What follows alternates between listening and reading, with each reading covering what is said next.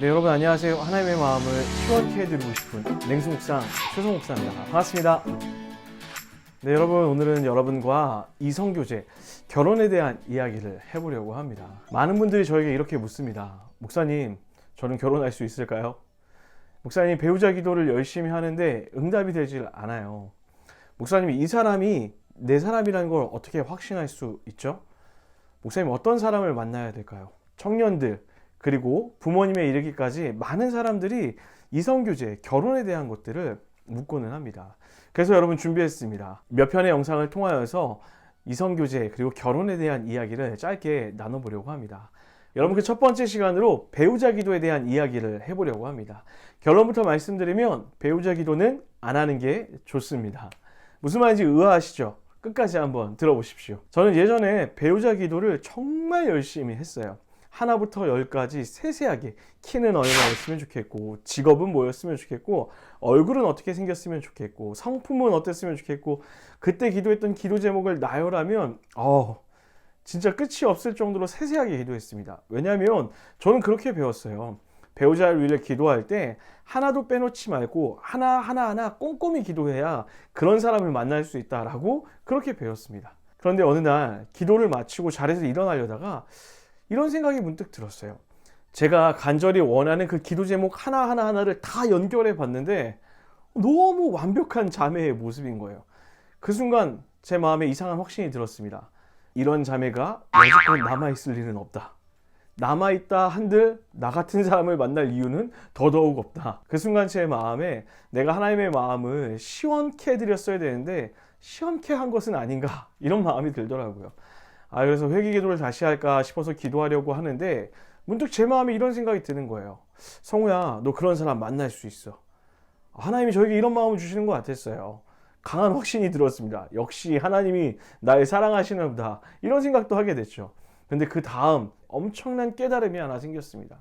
그게 뭐였냐면, 성우야, 나는 네가 그런 아름다운 자매, 그런 현숙한 자매, 그런 성숙한 자매 만났으면 좋겠어. 그런데 네가 그런 자매를 만나게 해달라고 기도하기 전에 그런 자매를 만날 만한 사람이 되게 해달라고 기도했으면 좋겠어 라는 그런 마음을 하나님이 제게 주시는 것 같았습니다. 자, 여러분 한번 이렇게 생각해 볼까요? 진주랑 돌이 어느 날 사랑에 빠졌습니다. 서로 좋아서 만나서 손도 잡고 이야기도 하고 친밀한 관계를 이어갔어요. 근데 시간이 지나면 지날수록 날카로운 짱돌의 모서리에 진주가 계속 긁히는 거예요. 시간이 가면 갈수록 진주의 몸에 계속 상처가 나기 시작했어요. 반대로 짱돌은 어땠을까요? 진주랑 부딪히고 함께 있어도 긁힌 티도 안 나요. 왜냐하면 짱돌이었기 때문이에요. 여러분, 제가 이렇게 기도하고 있더라고요. 저의 배우자 기도는 하나님, 진주 같은 자매 주세요. 진주 같은 현숙한 자매 만나고 싶어요 라고 그렇게 기도했던 거예요. 그런데 정작 나는 짱돌이었던 거죠. 그러니 하나님이 나에게 귀한 자매를 허락하고 싶으셔도 그 사람 또한 하나님이 너무 사랑하는 사람인데 그 사람에게 상처를 주면서까지 저를 만나게 하실 이유가 없었던 거예요. 여러분, 이것이 배우자 기도의 맹점이에요. 내가 어떤 존재인지에 대해서는 생각하지 않고 희망, 소망만 가득 품고 있는 거죠. 여러분, 잊지 마십시오. 여러분이 만나게 될 그 사람도 하나님이 사랑하는 사람입니다. 자, 그래서 그리스도인들이 배우자를 위해 기도한다라고 했을 때는 배우자를 구하는 기도를 하는 것이 아니라 내가 하나님을 닮은 배우자가 되게 해달라고 그렇게 기도해야 되는 것입니다. 저도 그때부터 제 기도가 바뀌었습니다.